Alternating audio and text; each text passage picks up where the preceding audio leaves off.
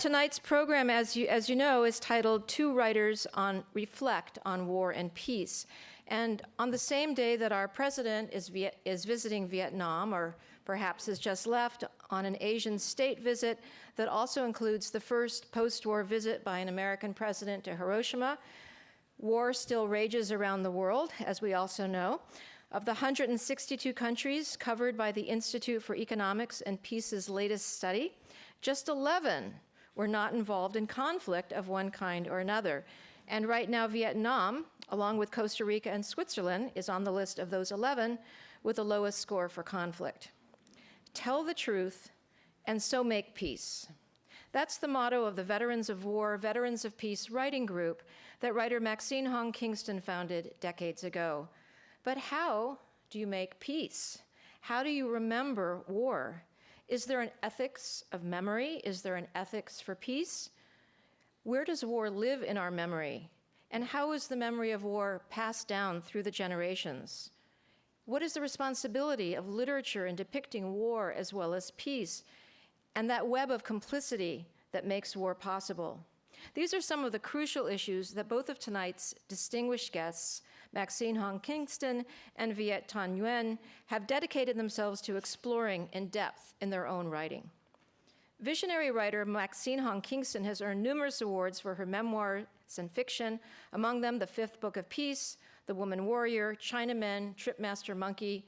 I'm sure we've all read most of them because they're just such great classics. I Love a Broad Margin to My Life, and Hawaii One Summer. Those awards include the National Book Award and the National Book Critics Circle Award for Nonfiction, as well as the title Living Treasure of Hawaii, though Maxine says everyone is a living treasure. You are all living treasures. In July 2014, she was awarded the National Medal of Arts by President Obama. She is Professor Emerita at the University of California, where she taught for many years, and among her creative writing students was Viet Thanh Nguyen. Viet Thanh Nguyen was born in Vietnam in 1975 when Saigon fell to the communists. He fled with his family to the United States. He was 4 years old. He teaches English and American Studies and Ethnicity at USC. His first novel, The Sympathizer, was awarded the first novel prize by the Center for Fiction and the Carnegie Medal for Excellence in Fiction, and just a few weeks ago, the 2016 Pulitzer Prize for Fiction. The Sympathizer, his novel, is set during and just after the war in Vietnam and is told in the form of a forced confession by a spy whose crime, or part of it, is his sympathy for the suffering on both sides of the conflict. Nguyen's new nonfiction book, we have both of them for sale tonight, is Nothing Ever Dies, Vietnam in the Memory of War, just out from Harvard University Press. He noted in an interview, "I mean for The Sympathizer and Nothing Ever Dies to be read side by side as the fictional and scholarly bookends of a critical project about our capacity to be both human and inhuman at the same time." We're going to begin our program tonight with readings by our two distinguished guests. Please welcome Maxine Hong Kingston and Viet Thanh Nguyen to the stage of the Los Angeles Public Library. Thank you.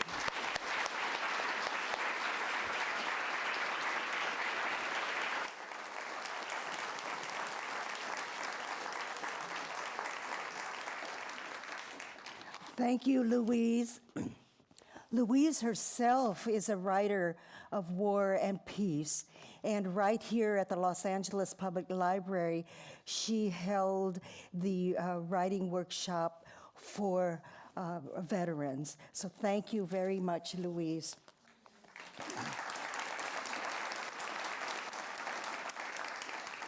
To write the truth of war, I use realism. But permeating and underlying, maybe causing history, are myths and archetypes. In The Woman Warrior, I wrote about Fa Mulan, and I wrote about her in prose. 35 years later, I felt that I had made so many mistakes in writing her life. And so in the Fifth Book of Peace, I rewrote the story of Fa Mulan, and I made it closer to the exact translation. I translated the chant of Fa Mulan as close as I could. and it is poetry and not prose. And in the new version, I fixed all the mistakes. The main mistake was that I forgot to tell you that she was a weaver. And so she was Odysseus and Penelope all in one. And the chant begins with a sound of weaving. Chick, chick, chick. Jik means to weave, jik means to knit, and jik means to heal. Jik, jik, jik, jik, jik, jik. Fa Muklan is weaving the shuttle through the loom when news of the draft comes. Each family must provide one man to be a soldier in the army. Sparing her dear father the wretched life of a soldier, she disguises herself as a man and goes in his stead to war. With heavy armor and her hand-fitting sword, she fights wars. Her horse's hooves pound the earth. She cannot hear the voices of home. She is away long years and many battles, so long a time that her father and mother grow old and die. At the head of her army, giving chase and being chased, she suffers wounds. Blood drips red from the openings of her armor. Her army, chasing and being chased, passes her home village 6 times, back and forth past her home. But she cannot stop to place offerings on the graves. In terrible battle, General Muklan defeats an enemy, and the king proffers rewards. She asks to go home, the war be done. She takes her army to her home village and orders them to wait for her in the square. Indoors, she takes off man's armor. She bathes, dresses herself in pretty silks, and reddens her cheeks and lips. She upsweeps her long black hair and adorns it with flowers. Presenting herself to the army, she says, I was the general who led you. Now go home. By her voice, the men recognize their general, a beautiful woman. You were our general? A woman. Our general was a woman, a beautiful woman. A woman led us through the war. A woman has led us home. Fa Muklan disbands the army. Return home. Farewell. Beholding and becoming yin, the feminine, come home from war. Chick, chick, chick, chick, chick, chick.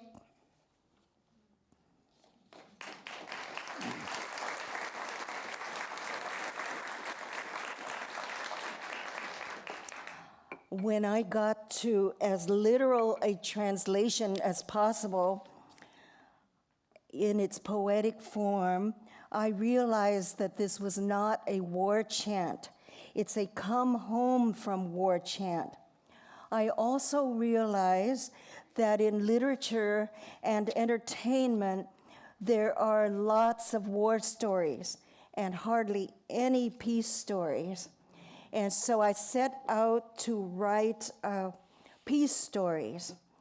And so I'm going to read to you a scene from I Love a Broad Margin to My Life. And it's interesting to me that it's not in prose, that trying to write a peace story, I write it in poetry.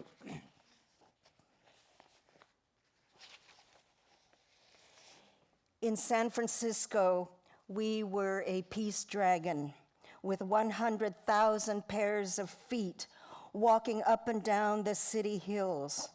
From rooftops and balconies rained rice as at weddings, and water on the summer's day, and rose petals and red and motley confetti.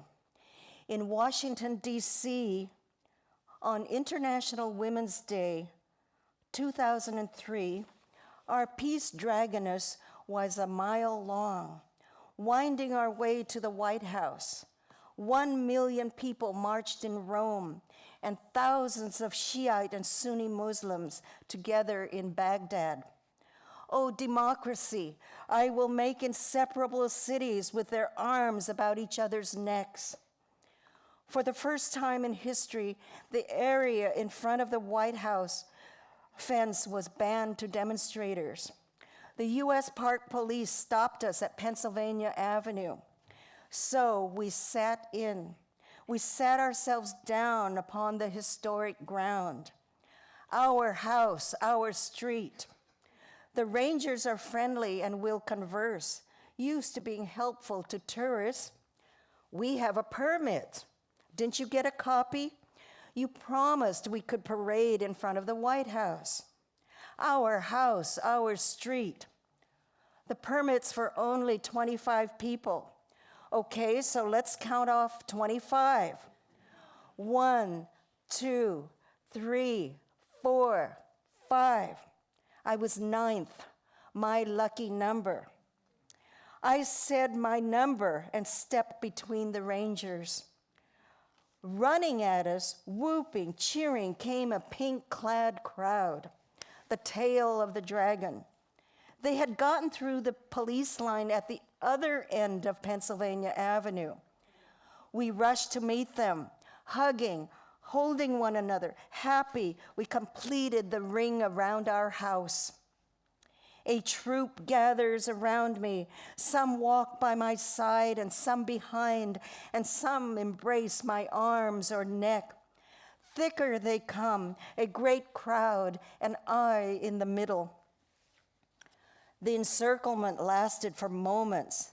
Then the crowd cooperated with the police, who asked them and ordered them off the street. They retreated to the borders of Lafayette Park. There they stayed, keeping an eye on the 25 of us who stood at the curb of the White House sidewalk. In the middle of the park, drummers, Native Americans, drummed, banging day and night. The president won't sleep till he calls off shock and awe. Wave to the drummers, dance to the drumming, sing and dance to our own singing, ululation, and give peace a chance. Wave to the peace marchers, wave to the police, wave to the children of Iraq. Everyone I saw was nonviolent. The man with the bullhorn and the blow-ups of abortions disappeared. Counter-demonstrators disappeared. Everywhere I looked was peace. Each woman cared for the women around her, and love grew. Love and love returning. Love and returning love. Love reverberating. Love magnifying. I felt love palpable and saw love manifest. It's pink. Air and light turned dawn pink. The color I imagine yin. The color of aired blood. The pink mist at explosions. I was desperate for miracle. Perhaps the reason I could open my arms wide and gather up great big pink balls of peace and hurl them east toward Iraq and turn and hurl them at the White House. I'm not the only one. Other women also threw pink balls of peace to the Iraqi children to protect them. And at the White House, catch George, catch Laura. The many kinds of police kept arriving. First, the law enforcement park rangers, who I think are federal police. Then came the Metropolitan Police, which included mounted police and motorcycle cops. Then SWAT teams, tax squads. easy to practice nonviolence with the friendly park rangers. How about giving me your code pink button for my wife? We petted and talked to the horses, but the SWAT tax, one-way glass over faces, everyone in the same robot stance, a rank of robots, weapons. Any women? Can't tell, impervious to us. The officer shouting and giving us orders was a DC cop. Get off the street. Arrests will begin in 20 minutes. 20 minutes and more passed. He announced again and again, arrests in 20 minutes. They didn't really want to arrest us. They hoped we would go away. We were having a standoff. Without discussion, we 25 women all together took slow steps backward through the yellow tape. We waved our arms and pink scarves and ribbons, waving goodbye to our supporters, who stood witness on the three far sides of the park, waving goodbye to the police. We are getting off the street. We walked backward, broke the yellow tape up onto the curb, into the restricted zone, White House sidewalk, slowly, imperceptibly moving so as not to provoke violent arrest, singing salam, peace, shalom. We reached the White House fence. 2 grandmothers ago, our ancestresses chained themselves to this black iron fence. I held its bars in my hands, laid my face against the barricade, and felt tears rise. The other women were crying too, and cheering and dancing. Now the police saw we had unambiguously broken a law. Time to start the arrests.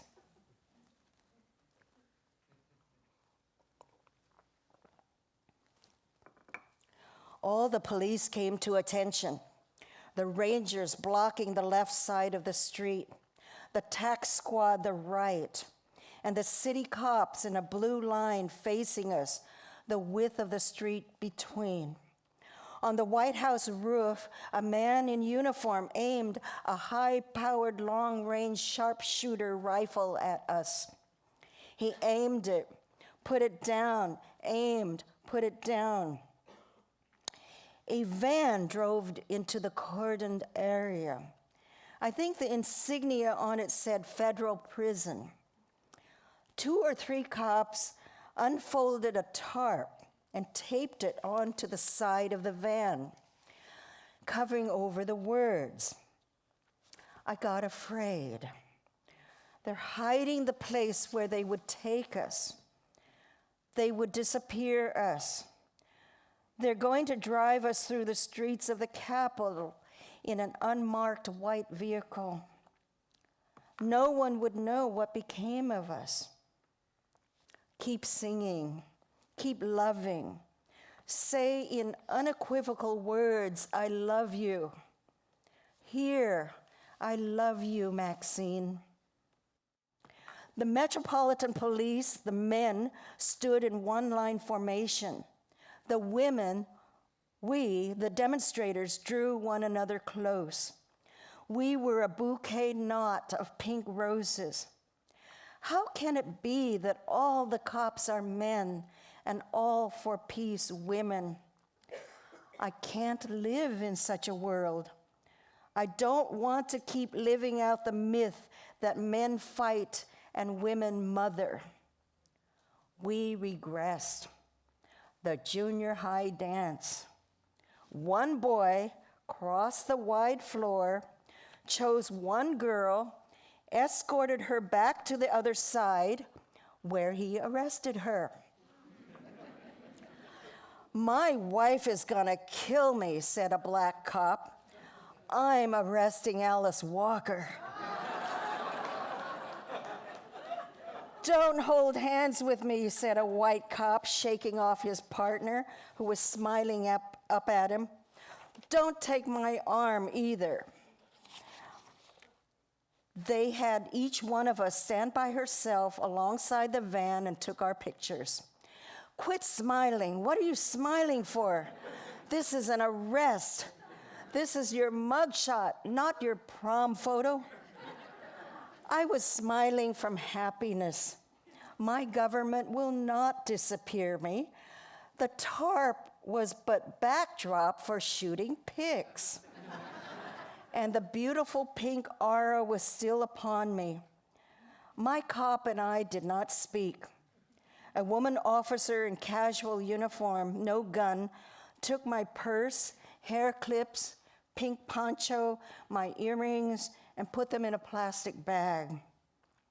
Ready for handcuffing, I presented my hands, wrists together, in front.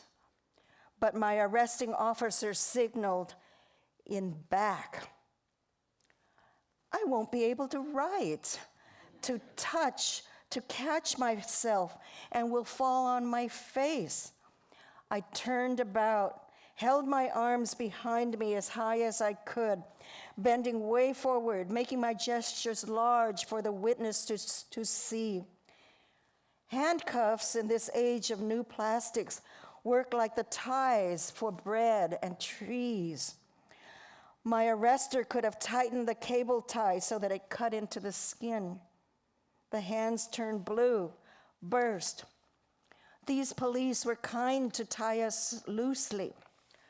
Our belongings taken, our pictures taken, handcuffed, we were made to get into a paddy wagon, about 8 per wagon. There are cages, like dog cages, between the front seat and the side benches. I sat in the middle of a bench, my shoulders touching women's shoulders beside me, my legs touching women's legs before me. Women outside pounded, drummed on the van. Through the windshield, we could see them applauding. Somebody said, "There's my daughter." The van started up. The crowd parted. Let the van through. It got quiet. We were driving away from the magic. The rose light went out. Actually, we were all very happy because we thought that we had prevented shock and awe. And but 2 weeks later, the bombing started, and so there I am in despair and doubt. Is my faith in nonviolent actions a mistake?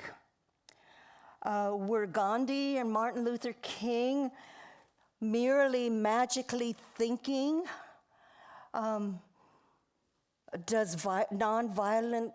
Do nonviolent tactics work? So my task as a writer making peace through art is to answer those questions. I'm going to read 2 short excerpts from the 2 books. The first excerpt is from The Sympathizer, which is very definitely a novel about war. Peace hardly ever comes up in that book, but also a novel about war and memory, and that's what this passage is going to be about. Our protagonist is a communist spy in the South Vietnamese army. His loyalties are divided. He comes to the United States as a refugee, and he comes here to Los Angeles, to California. And this is partially based on a true story that, the Vietnamese refugees really had their priorities straight. One of the first things they did when they got here was to open a nightclub, and that's where this scene is set.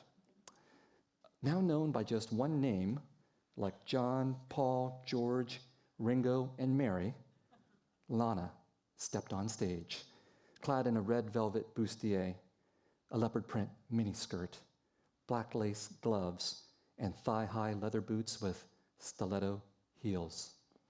My heart would have paused at the boots, the heels, or the flat, smooth slice of her belly, naked in between miniskirt and bustier. But the combination of all 3 arrested my heart altogether and beat it with the vigor of a Los Angeles police squad. I thought that would be too close to reality for you, but you're from a different part of Los Angeles, I guess. Pouring cognac over my heart freed it, but thus drenched it was easily flambéed by her torch song. She turned on the heat with her first number, the unexpected, I'd love you to want me, which I'd heard before sung only by men. I'd love you to want me was the theme song of the bachelors and unhappily married males of my generation, whether in the English original or the equally superb French and Vietnamese renditions. What the song expressed so perfectly, from lyric to melody, was unrequited love, and we men of the South love nothing more than unrequited love. Cracked hearts, our primary weakness after cigarettes, coffee, and cognac.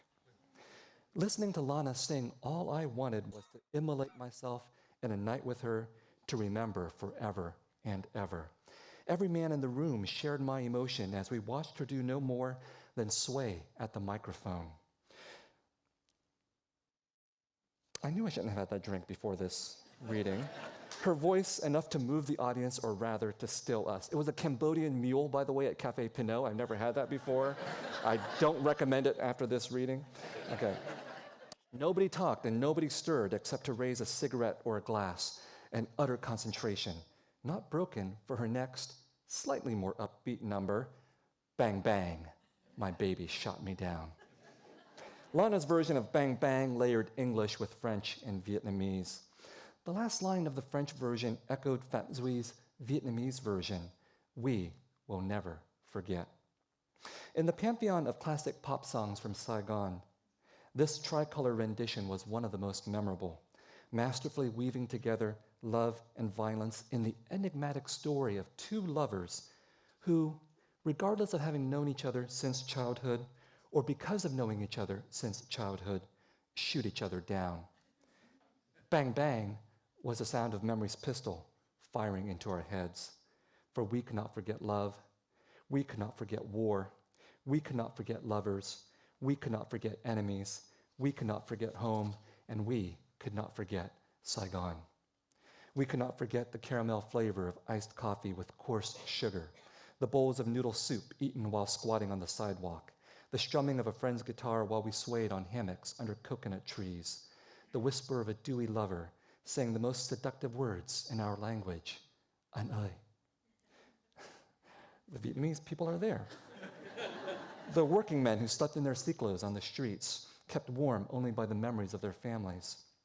The refugees who slept on every sidewalk of every city, the sweetness and firmness of a mango plucked fresh from its tree, the girls who refused to talk to us and who we only pined for more, the men who had died or disappeared, the streets and homes blown away by bombshells, the streams where we swam, naked and laughing, the secret grove where we spied on the nymphs who bathed and splashed with the innocence of the birds,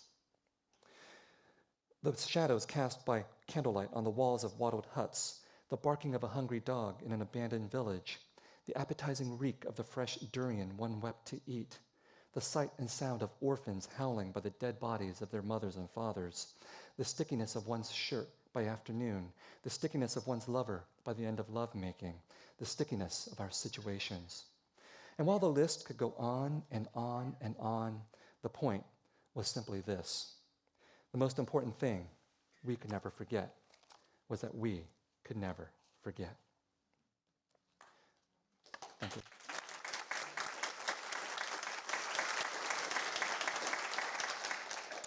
So I still had more to say after writing that book about war and memory, and I went on to write Nothing Ever Dies, Vietnam and the Memory of War. I'll just read a brief part from the beginning and the end to give you a sense of what this book is about. It's about the Vietnam War, or the American Wars, the Vietnamese in Vietnam call it, but it's also about how the Cambodians and the Laotians and the South Koreans and the Southeast Asian diasporas in the United States have remembered this war in many different ways. It starts off this way. I was born in Vietnam, but made in America.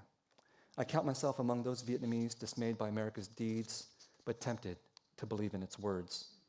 I also count myself among those Americans who often do not know what to make of Vietnam and want to know what to make of it. Americans, as well as many people the world over, tend to mistake Vietnam with the war named in its honor, or dishonor, as the case may be. This confusion has no doubt led to some of my own uncertainty about what it means to be a man with two countries, as well as the inheritor of two revolutions. Today, the Vietnamese and American revolutions manufacture memories only to absolve the hardening of their arteries. For those of us who consider ourselves to be inheritors of one or both of these revolutions, or who have been influenced by them in some way, we have to know how we make memories and how we forget them so that we can beat their hearts back to life. That is the project, or at least the hope, of this book. And then this is from the end. Remembering and forgetting entwined together, a double helix making us who we are, one never without the other.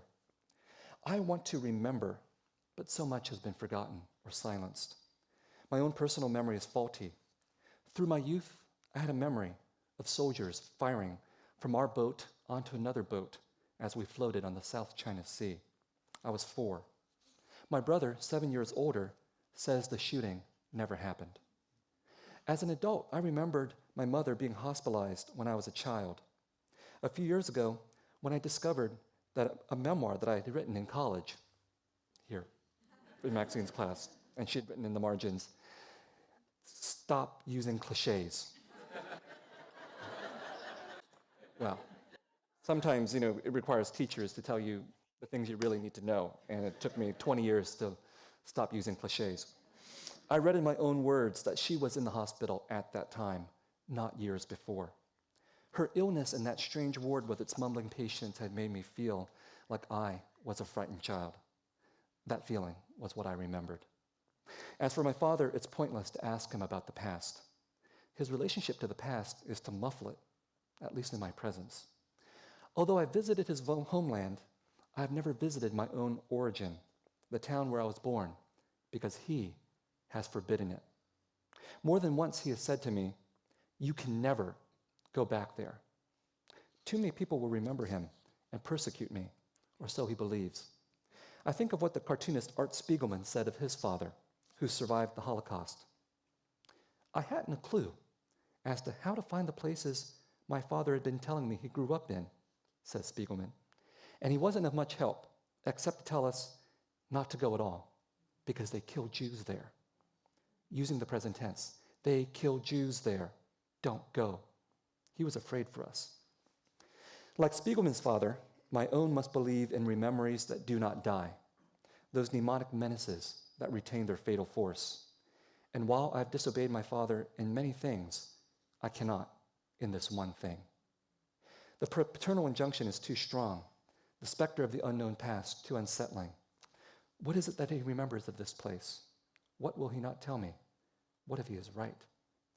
This absence as a forbidding presence is the opposite of memory. Perhaps some things will never be remembered, and yet also never forgotten.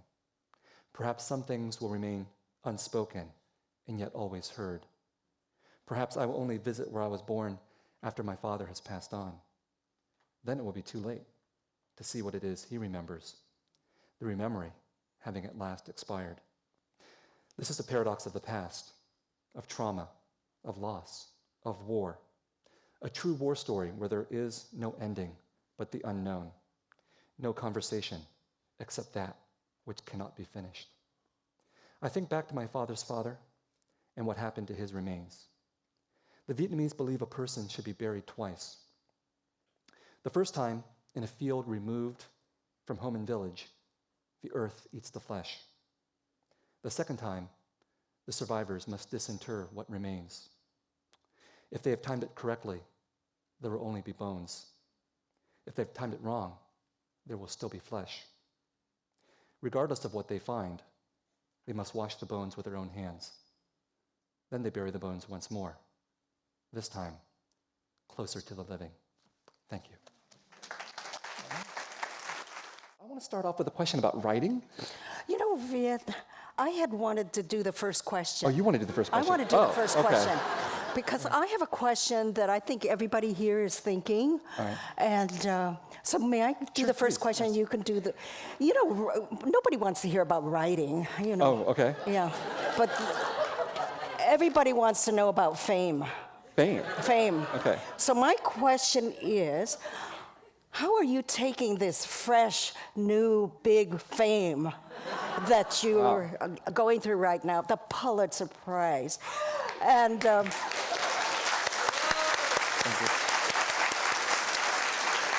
And I want to know how you're taking it. I want to know how you're enjoying it. And what I'm thinking about was when I first became famous. And okay, so there's the prizes, there's the attention, there's the readership, but then there's attacks. I was called a race traitor. I was called a castrator. I was called a liar. That got my facts wrong, that my grandmother couldn't possibly have 2 slaves, because nobody has 2 slaves. You could have 1, or you could have 3, you could have 100, but you can't have 2. And so I want to know, how are you taking your fame, and are you enjoying it? Well, you know what? No one's offered me free drugs yet. I'm waiting for that. Where are they? You know, I don't know. But you know, I mean, it's been crazy. It's been a month, and I have a day job. I'm a professor. I'm a department chair. Literally, yeah. Some of the students of the department are here. American Studies and Ethnicity, USC. We're one of the best. Well, anyway, you know, like the day after, I was up to 4 a.m. writing emails, managing department business, and the day after that, I was literally running through the streets of Brooklyn to try to make a phone meeting to my department for a meeting that I was chairing. So it kept everything very real.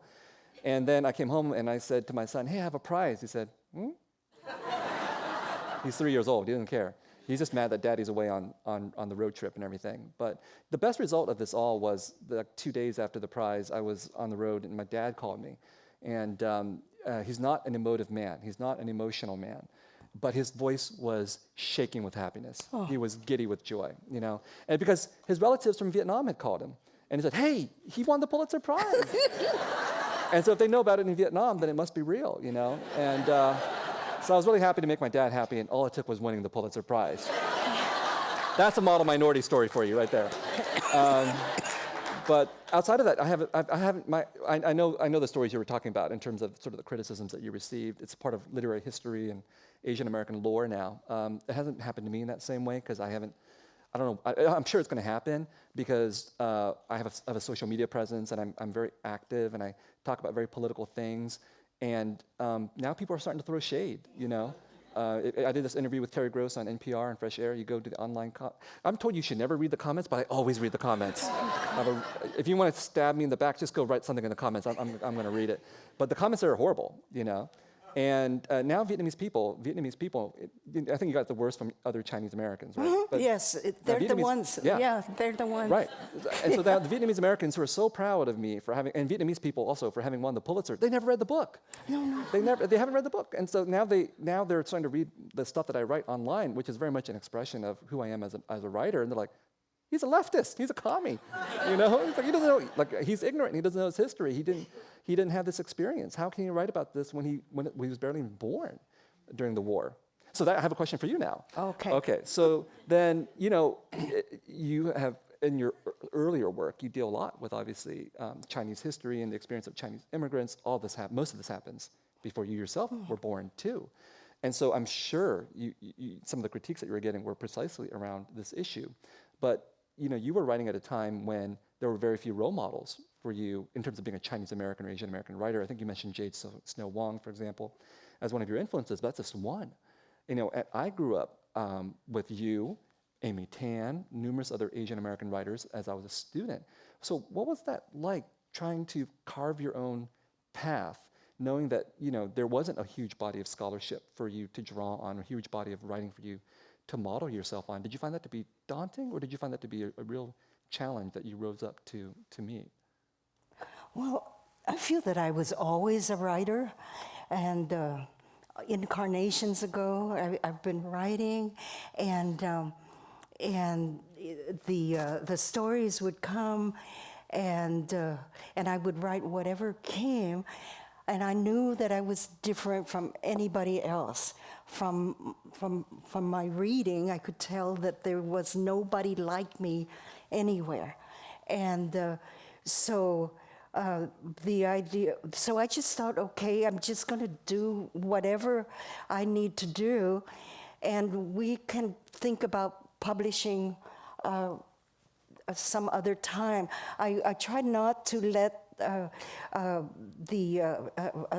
publishing or getting a readership breathe down my neck. I had to write whatever was real, and I had made up my mind that I would never get published in my lifetime, and I would save all my work, and it was really okay with me that they would find my writing 100 years from now. I also had the thought of I thought American publishing isn't going to do it, so I'll send it to Britain and to Hong Kong. And I didn't know that they're even worse than American publishers. So it was. I did have role models. James Baldwin. It was very important to me to read the African American writers, and I also read the Beatniks, because here's people just setting out in an entirely different direction. I just thought of another horrible criticism that that we get is, oh, you got published because you pandered to the white audience. After you win all the prizes and everything, you still get from your own Chinese community that you distorted everything so that you could get the white mainstream audience to like your work.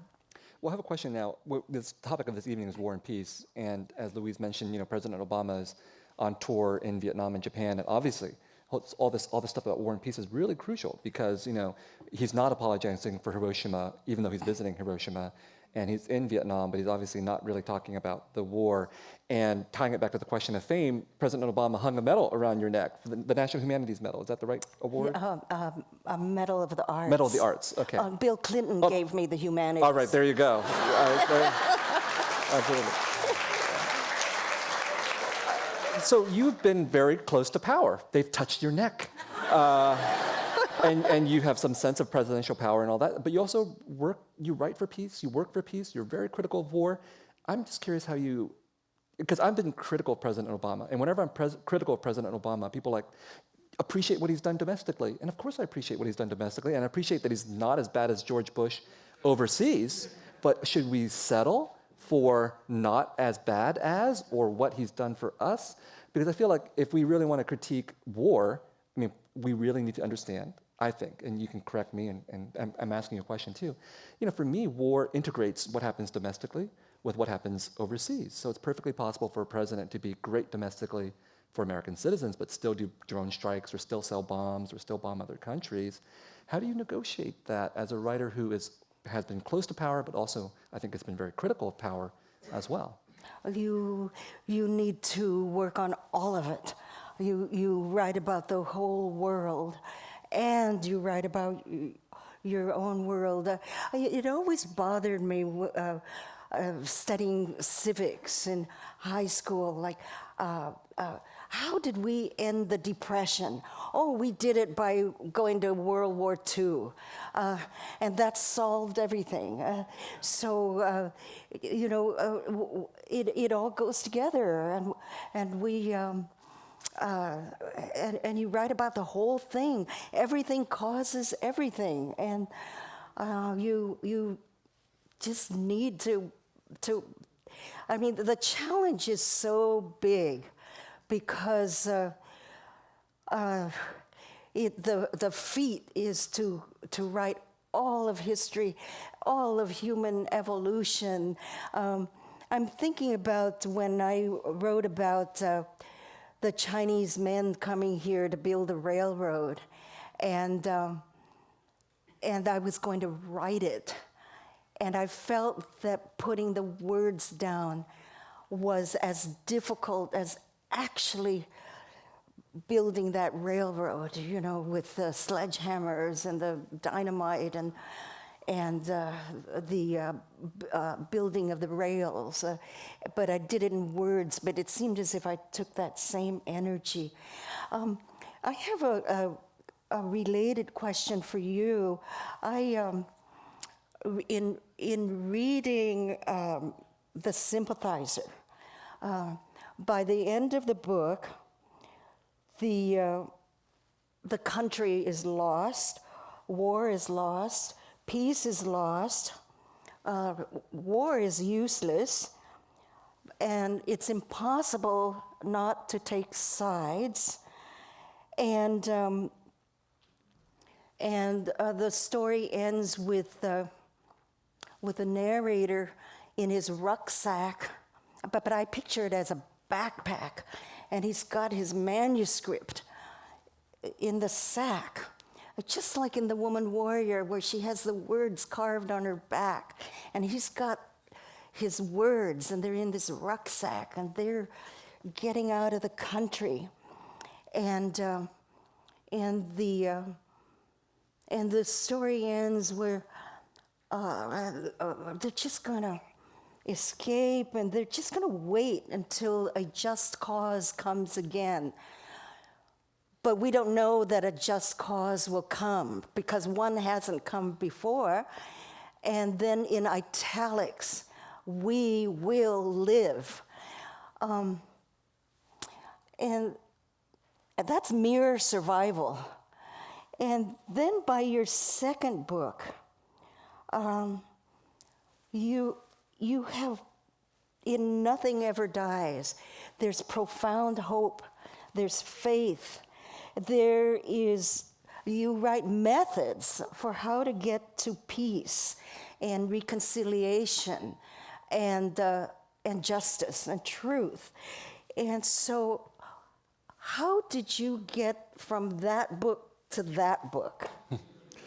Well, actually, the question I was going to ask you is a very similar question, because for example, it's about war novels and peace books, right? And I know you've written the 5th book of peace. It's a marvelous, marvelous book, and you've done lots of other peace work. But I was trying to think, if I had a list, if I was asked to name great war novels, I could name a whole bunch of great war novels. If I was asked to name a great novel about peace, it'd be harder for me to think, first of all, what is a novel of peace, and what would it be like? And I think 5th Book of Peace was definitely your version of that. But I think in my case, The Sympathizer was definitely a war novel. I thought of it as a war novel. It was my attempt to argue that, number one, Vietnamese and Vietnamese Americans haven't had their opportunity, in English anyway, to tell the great war novel of this particular war. But then also, peace was in the background, but they never achieved it, despite all these aspirations that all these people had. And it was easier to write a nonfiction book, a critical book, where I could think about peace. How did we get from war to peace? And for some reason, I think that nonfiction format works better. Maybe there's some kind of didacticism about peace. I know why it works better. Because Aristotle told us that drama is conflict and action. And we've all, the whole of civilization, all our civilizations, when we write the plays, the novels, the movies, the drama is in violent action. And for the peace story, is it possible to write drama and to have a great climax, which is nonviolent?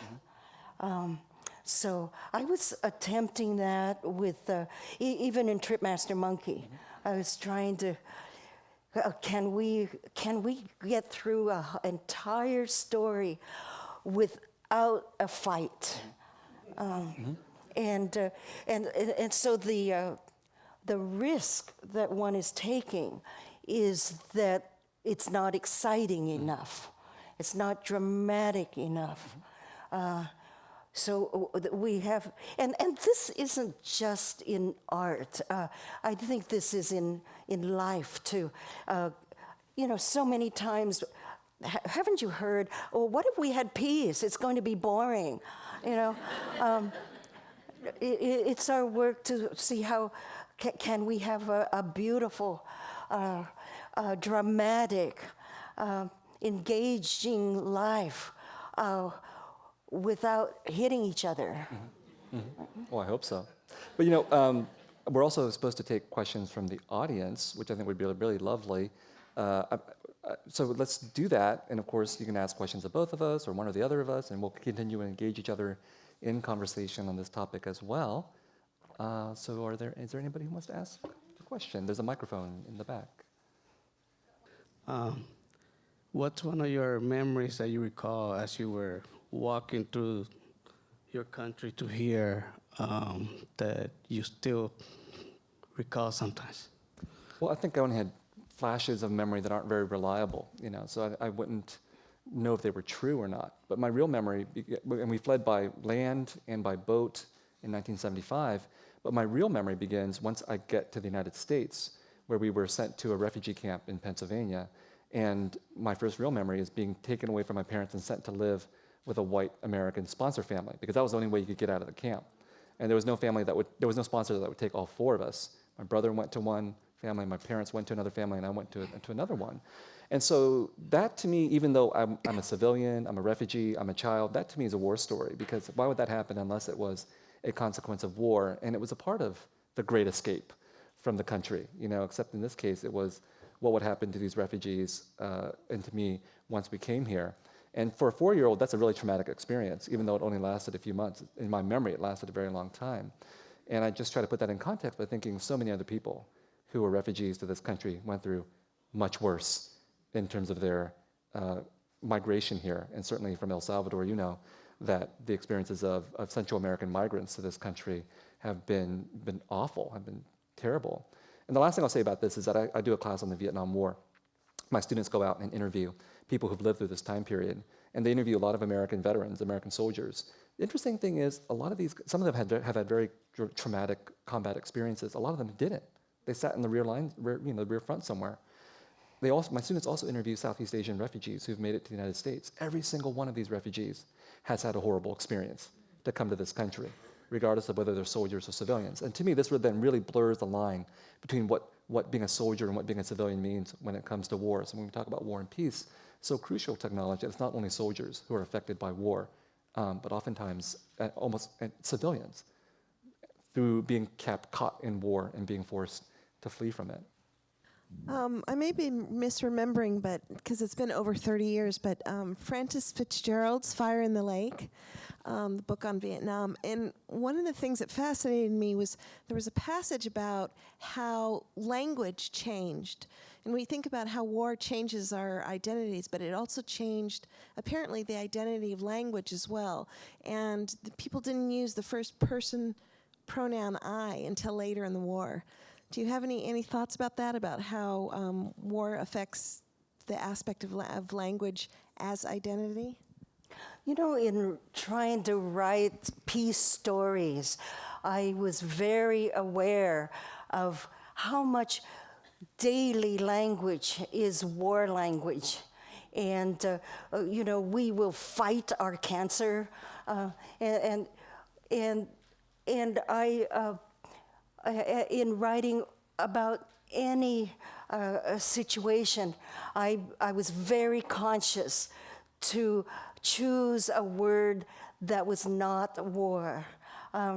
It's not just that language does change from one period to another, but in general, our language is very, it is very warlike, and it takes a conscious effort to be aware that you're doing it, and then to find the right word.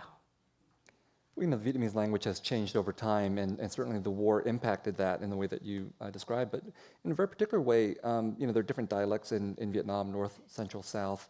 And what happened in 1975 when the communists were victorious is that they not only took the country, they also took control of the language. So they changed a lot of the vocabulary. So that now, if you go back to Vietnam, as someone who left as a refugee in 1975, for example, people will know who you are simply because of the language that you speak, because people don't use that language anymore. So the words for things like airport, for example, you arrive at the airport, you have to get to the airport, it's phi trường, in Vietnamese before 1975, or at least in southern Vietnamese, now it's Sun Bai. And that was an attempt to eradicate certain kinds of meanings on the part of the communist government of what they saw as a contaminated regime and a contaminated language. So even my hometown, it was Ban Me Tuot before 1975, now it's Bun Me Tuot, right? So the control of language is absolutely crucial to war, whether it's in Vietnam or in any other country as well. And now, of course, in our case, we don't change the words, we just simply use different words as euphemisms, collateral damage, things like this, to get us to have distance from the meaning of war.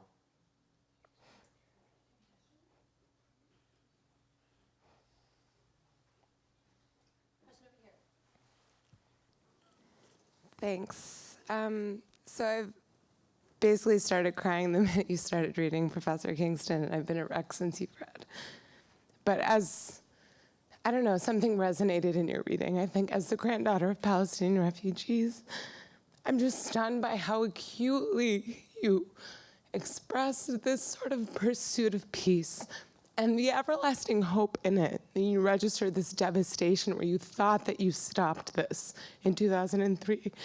But even upon realizing you didn't, you told us that your job, your pursuit is to continue writing, expressing peace. And I guess my question, I'm sorry, I'm like incapacitated somehow, but I guess my question is, how do you keep doing this? How do you keep writing peace stories, despite what I feel like is sometimes an overwhelming sense that it's not attainable? And when you read, I think the emotion here is that the sense of hope did not disappear, even at the moment of your arrest. It was funny and irreverent, and you knew you had to keep going. So how do you keep that energy up? Well, I do go into despair, and let me read you something which gives me kind of hope.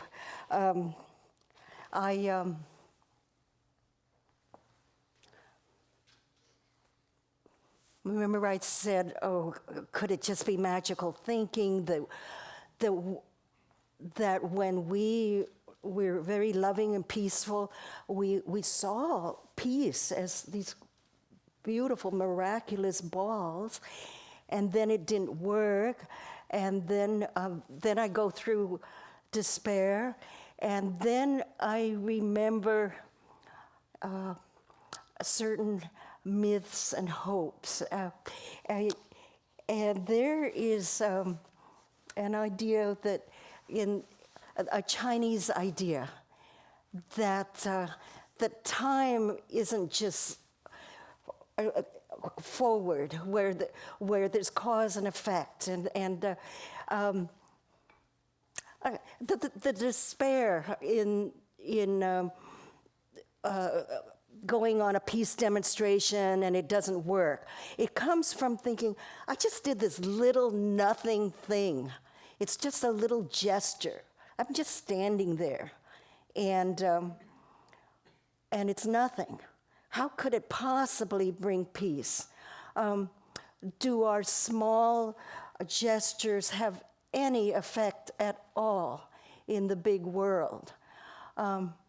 And it gives me a little hope when I think about the Chinese way of thinking about karma, about cause and effect, and also about time, that, it's too late. When you do a demonstration and they're starting to bomb like 2 weeks from now, and you do a demonstration now, that's not going to work. You have to constantly live peace, and then maybe it stops a war 100 years from now. So I wrote a few lines like that in this same book. Oh, but the true poet crosses eternal distances. Oh, this has to do also with if you're a writer and you're writing something and it'll never get published, and the Chinese are very happy if you get it published 1,000 years from now. and if you just get one reader, they're happy. The true poet crosses eternal distances. Perfect reader, come though 1,000 years from now. Poem can also reach reader born 1,000 years before the poem, wished into being. Li Bai and Du Fu, lucky sea turtles, found each other within their lifetimes. Oh, the hopes of Chinese time and Chinese poets. You don't have to be a poet. You live in the turning and returning cosmos this way. An act of love I do this morning saves a life on a far future battlefield. And the surprising love I feel that saves my life comes from a person whose soul, somehow corresponding with my soul, doing me a good deed 1,000 years ago.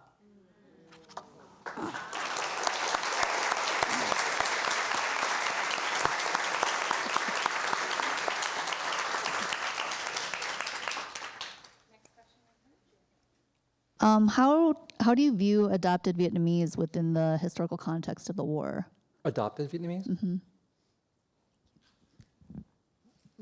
You know, again, that's one of the consequences of war that becomes really evident when you look at Vietnam or any other kind of conflict. You know, it produces casualties who are not just soldiers.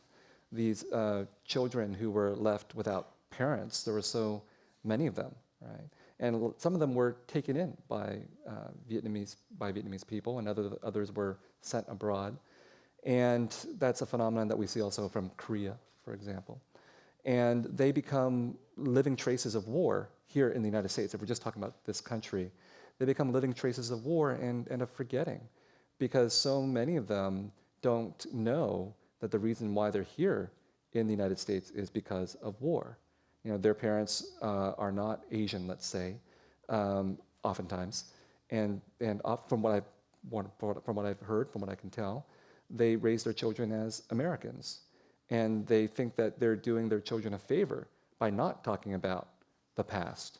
But I think that's a big mistake, because by not talking about the past, you're denying adoptees their history, denying them a sense of what brought them here. And the fact that what brought them here, these wars that the United States fought in Korea or Vietnam, for example, they're intimately tied with racial difference in the United States.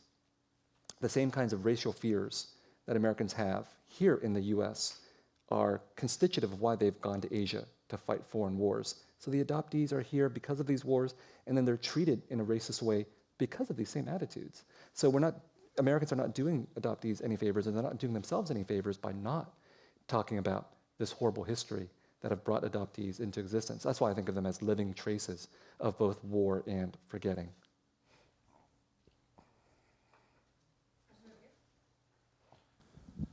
Going back to what you guys were discussing earlier about receiving criticism from other people of your same ethnicity, and just in your opinion, why is there such a visceral reaction when it comes to people who write about their ethnicity? Or, you know, if you go to college and you're of this ethnicity, you're a sellout, which is, you know, a term I get heard thrown around a lot.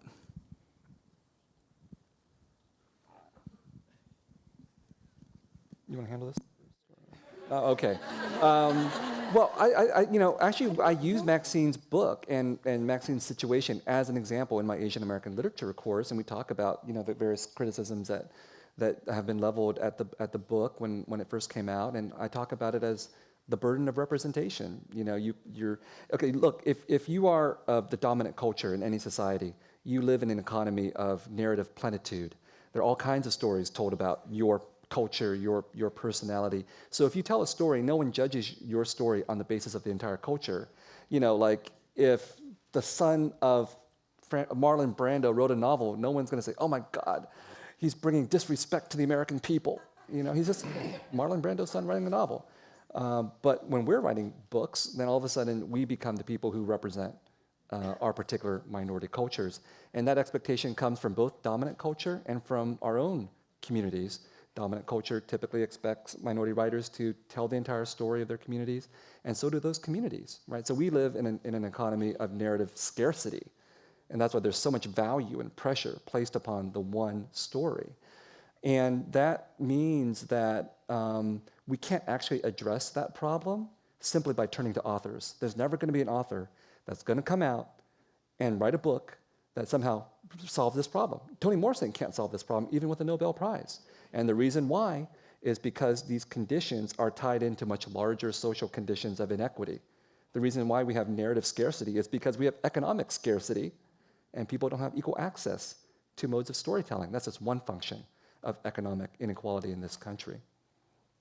Maybe the readers who don't see themselves represented in Western literature, when they see one of us come forth with a story, the expectations are so high, and then you read it, and you have your own story, and it's not the same as my story.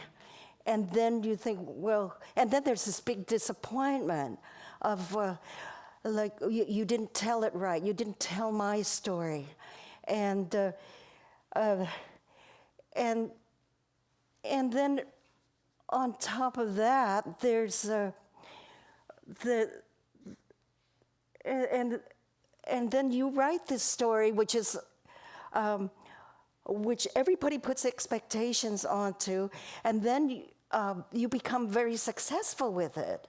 And so and I think there's envy, and there's jealousy, and also another part is that the readers expect us to tell a story that flatters them, and to tell what great people Chinese Americans are, and their success stories. I've gotten this from a lot of readers. Why did you say such bad things about us? You didn't even write about one good, successful person. There's nobody like that in your books.